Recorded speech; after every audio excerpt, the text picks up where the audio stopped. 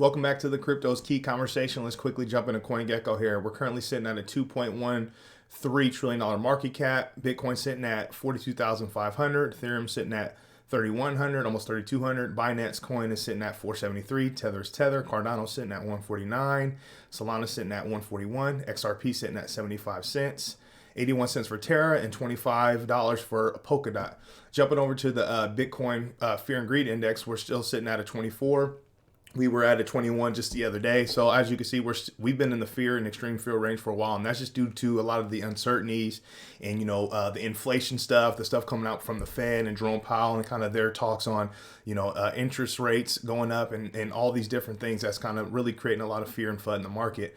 Speaking of, there's an article that came out from Yahoo Finance that's pretty much giving a stock market update, which says stocks extend losses as rates worries persist. NASDAQ erases 2.6%, Dow tumbles 540 points.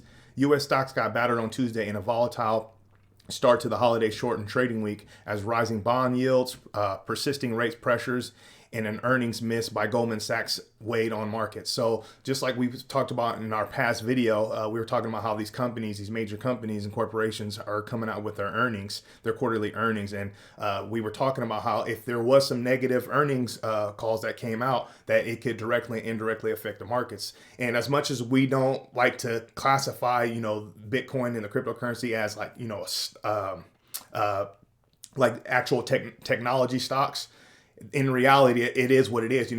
We praise and appreciate when we have, these so-called, traditional investing corporations and institutions that come into our market, in the crypto market, and invest their money. But then whenever stuff in the regular stock market, or whether, these earning calls come out, or, inflation talks from the Fed comes out, and it affects their ability to, hold on to the assets within the crypto space, it affects our market. And as much as we like when they're in, when they do pull their money, we can't be as mad because that's just how they operate. Our market is secondary to them. So coming over here, we're talking about inflation and how it's affecting, the purchasing power of the dollar, and, finding a hedge when it comes to, rising inflation rates. And we were talking about how, Bitcoin and crypto is, that hedge that can, protect your wealth. So coming over to this, Blockworks had tweeted, the purchasing power of $100 over time. In the 50s, obviously you had 100, the 60s, you have 80, 70, 61, and so on. And as you can see, you get down here to 2021, $8.70. In 70 years, the $100 lost 91.3% of its real value. So, this is causing a huge concern for, a lot of the, the older generations, but now the newer generations becoming more educated on what's going on. So that's why a lot of us are getting heavily involved within the crypto space, because we truly have high conviction and see where this market is going. And when we talk about inflation and all these different problems with, our traditional financial system and what's going on with the purchasing power of a dollar, we have to find a hedge to protect our wealth and to grow our wealth. There was a tweet that was brought on by Michael Saylor that I thought was interesting. I wanted to share it with you here. With every other asset on earth, anything else you can own, houses, gold, silver, commodities, stocks, bonds, when the price goes up, the supply increases. If I increase the price of any stock by a factor of 10, the company issues more stock. Of course. Bitcoin's the only thing in the world that's inelastic to price. If the price of Bitcoin triples, you can't make any more. If the price goes up by a factor of a million, you can't make any more. With every other... So, yeah, I just want to give some food for thought with that. I thought it was quite interesting, that he put it out there. And, a lot of it that's been in this space, we are aware of that. But a lot of the, the general population aren't really paying attention to kind of really what's going on in regards of that side of things. Michael Vandenpop had put a tweet out. He says, honestly, it would make a lot of sense. The cycle is longer than the previous one. The 4-year cycles aren't happening anymore due to macro economic impacts. Therefore, the cycle will be higher and longer than everyone expects. So he was referencing BTC Fuel's chart here, and it's pretty much comparing all the previous 4-year cycles. And as you can see, 1 means take off, 2 means first sell off, 3 means fake top, 4 is cycle top. So as you can see, we have yet to hit the so-called fake top and cycle top. So, whether you agree with this or not, I just want to throw it up here, just kind of, give some food for thought and start a conversation here. I follow a bunch of different analysts that I, highly value and respect. And I also follow, the fundamental side of, different types of analysts that looks at, that side of things, and just kind of compare, contrast, and kind of formulate my own investing strategy and plan for it. But, if you follow BTC Fuel and you agree with this, obviously you see a lot of positives and upside when it comes to this market, especially, Bitcoin. Now, with positives within the market, so the previous videos that we've uploaded talking about Kevin O'Leary and how he had reservations in the past when it comes to Bitcoin and crypto, but like recently he's been heavily investing into it. So he was talking about how he went from nothing to 10.7% invested and allocated into the space. So it says Kevin O'Leary updated us on his crypto portfolio size, and he looks more bullish than ever. So coming down here, pretty much here's what he's saying. At year end last year, 2021, we thought we'd be at 7%. We are at 10.7% in the operating company portfolio. And today, because of our recent investments in some of the equities we bought, we are now today at 16.5%. So, I mean, to be, super negative and against it, to go to 10.7%, which is massive. I mean, we know what they're worth, a crap ton of money, to 16.5%, which they're getting close to that so-called 20% he talks about. I mean, that's massive. He's saying we are on our way to 20. And it happened really, really fast, and I'm comfortable with it. So that's massive that someone like Kevin O'Leary is sitting here speaking about that. And this is by Crypto RS, by the way. It's a great site to get a lot of information and guides and keeping up to date with the news. So make sure you check that out. But to have Kevin O'Leary, come out and say this is going to bring in those millions and millions of people that we were talking about that kind of have reservations against the crypto market and don't have, faith and trust.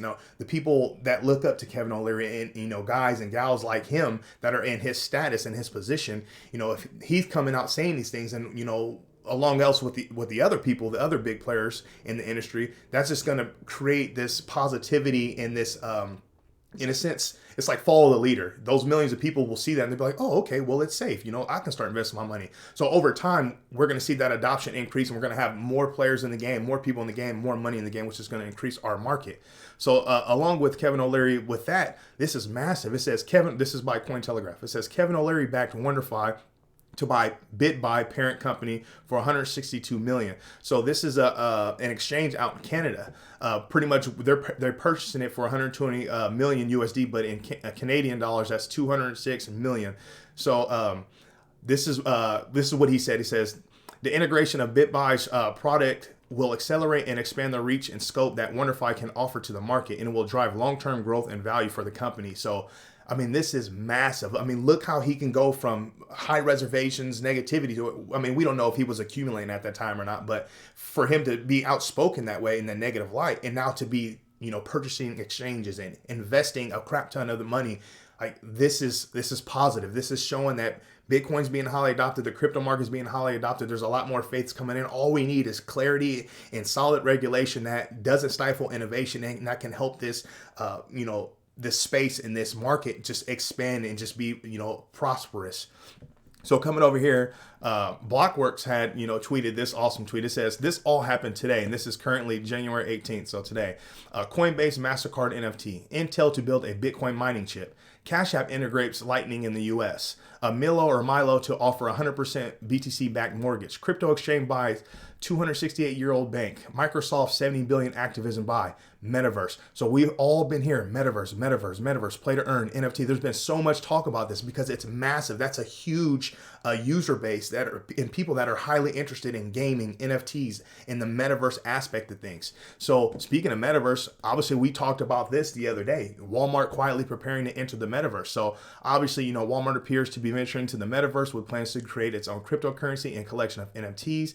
The big box retailer filed several new trademarks last month that indicate its intent to make and sell virtual goods.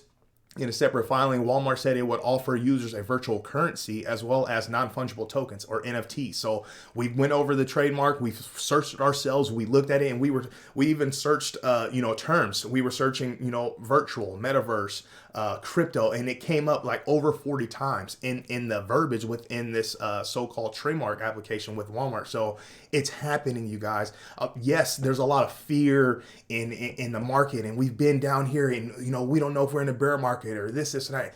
The whole point is whether we're in a bear market or whether we're just in some sort of bear cycle at the time, behind the scenes and what's going on, it's highly being adopted. The crypto space is going to be prosperous, in my opinion, based off of what I've been seeing.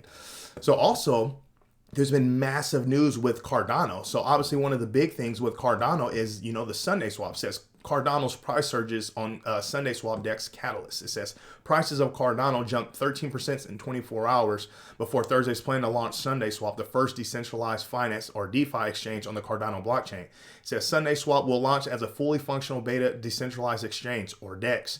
The project developers confirmed. Projects will be allowed to create trading pools for their tokens after Tuesday, the team added.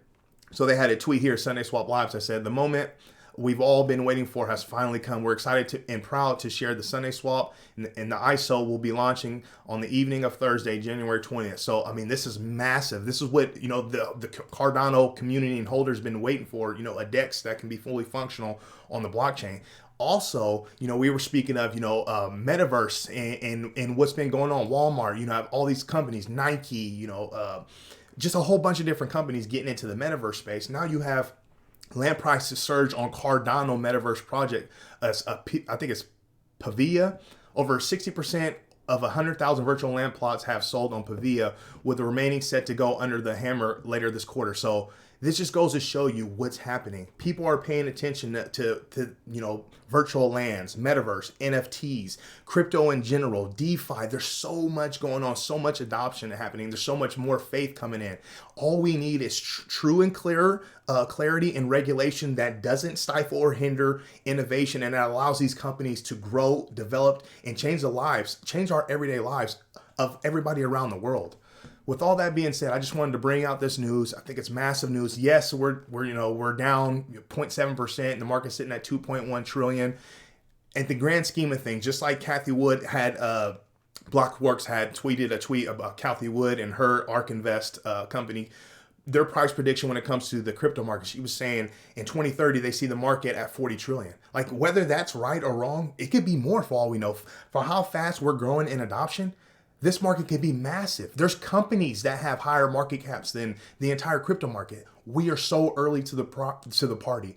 Never financial advice here. This is just my opinion. My wife and I are going to continue to accumulate, continue to educate ourselves on the space, and do what we have to do to set our families up for financial success. It's all about financial freedom, okay?